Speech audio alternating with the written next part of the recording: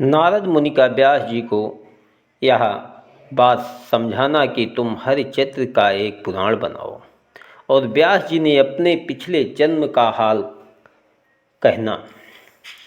नारद मुनि ने व्यास जी को चिंता में देखकर कहा कि इस समय तुम बड़े सोच में दिखाई देते हो, जिस तरह किसी मनुष्य को कोई कठिन कार्य आन पड़े और वह बात उनसे न हो सके तो हार मान कर उसकी चिंता करे।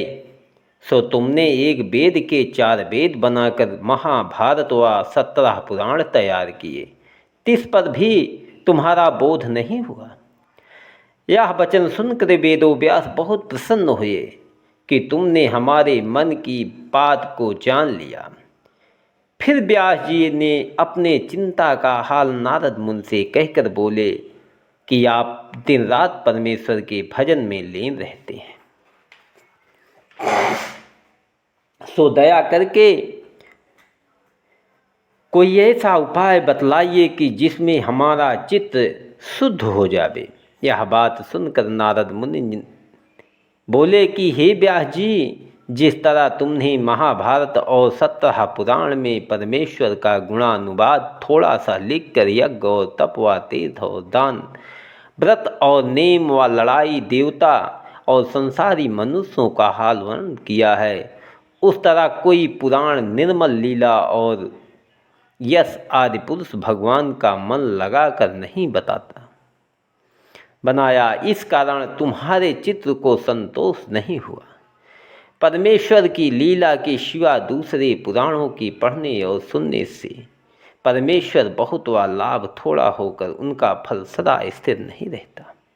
वह सुख थोड़े दिन भोग कर फिर जन्म लेना पड़ता है और श्री परमेश्वर की कथा में चित्त लग जाने से जितना फल व सुख प्राप्त होता है वह हाल वर्णन नहीं हो सकता।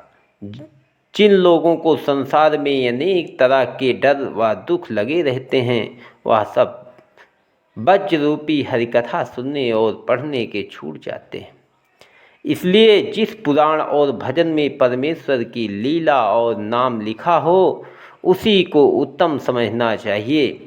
जिस तरह नौका इच्छा पूर्वक पवन चलने से अपने स्थान पर जल्दी पहुंचती है, उसी तरह संसारी मनुष्य परमेश्वर का भजन और स्मरण करने से संसार में वांछित फल पाकर मरने के उपरांत भवसागर पार उतर जाते हैं। जैसा सुख भगवत जन व हरिचरणों में ध्यान लगाने से प्राप्त होता है, वैसा आनंद इंद्र और कुबेर आदि देवताओं को भी नहीं मिलता।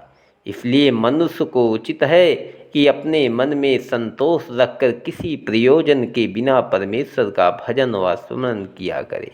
संसार में सब तरह का सुख व दुख पिछले जन्म के कर्मों से प्राप्त होकर हरिभजन करने में सूली का कांटा हो जाता है।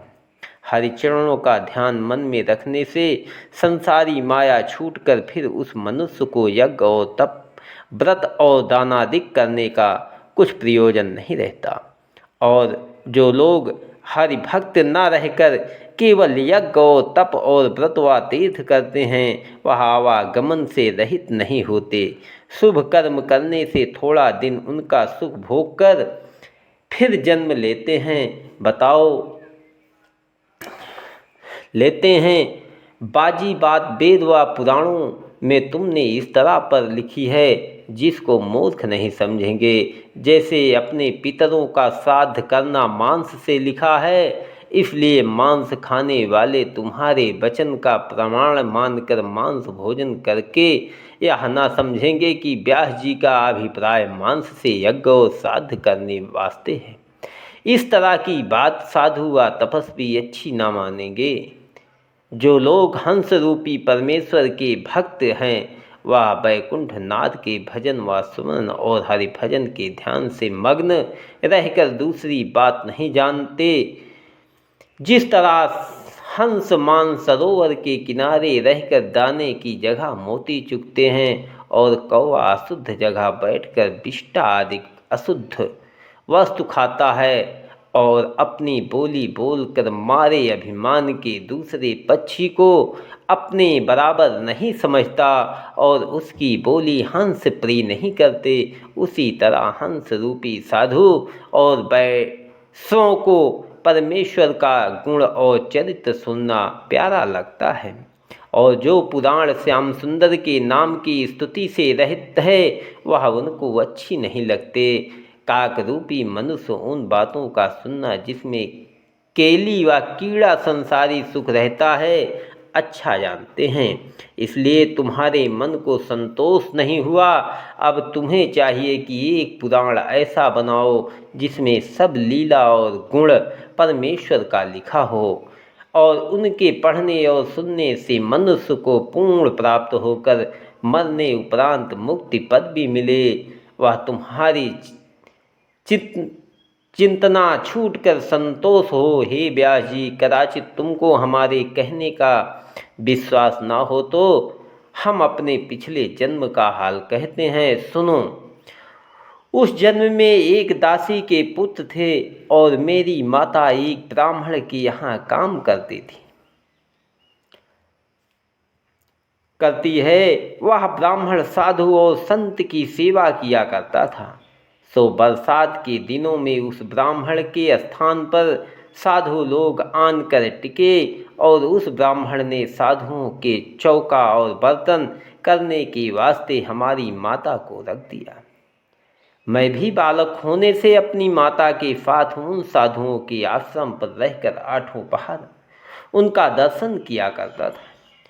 जिस समय साधु लोग आपस में बैठकर परमेश्वर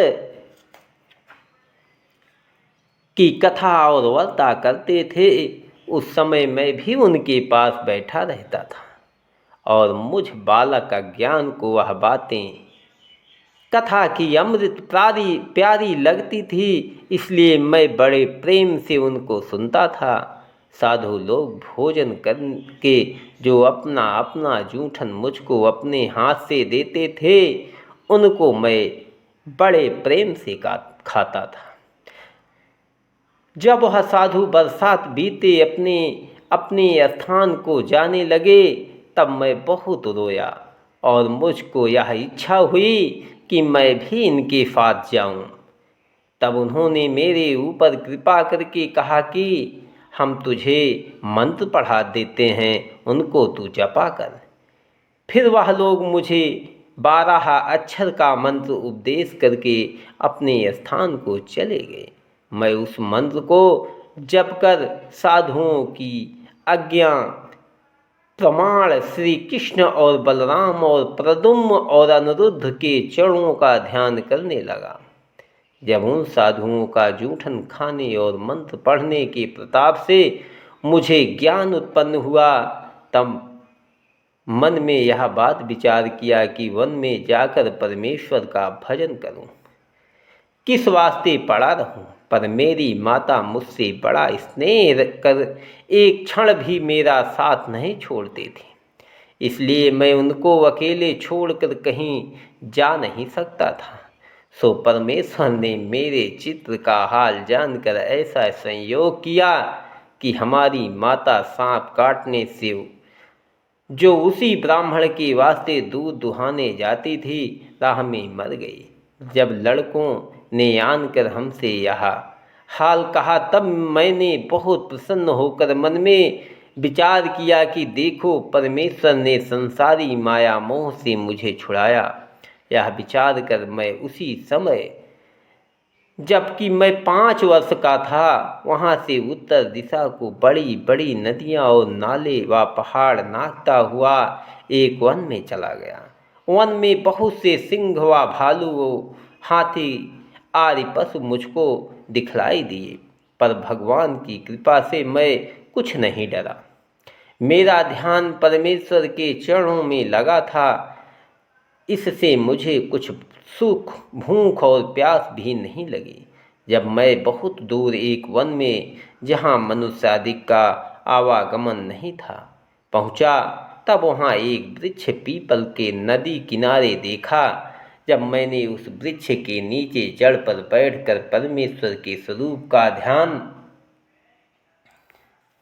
किया तब भगवान का दिव्य रूप मुझको ध्यान में ऐसा देख पड़ा कि एक मनुष्य सुंदर, जिसके मुखारबिंदु का प्रकाश सूर्य से भी अधिक था, चतुर्भुजी, मोती, शंख व चक्र व गदा और पद्म अपने हाथों में लिए, पीतांबर और वैजंती माला धारण किए, किरीट और मुकुट और कुंडल कानों में पहने, श्याम स्वरूप, कमल नयन, लंबी भुजा, घूंघल वाले बाल, तापहरणि चितवन, मंद मंद मुस्कुराते और बिजुली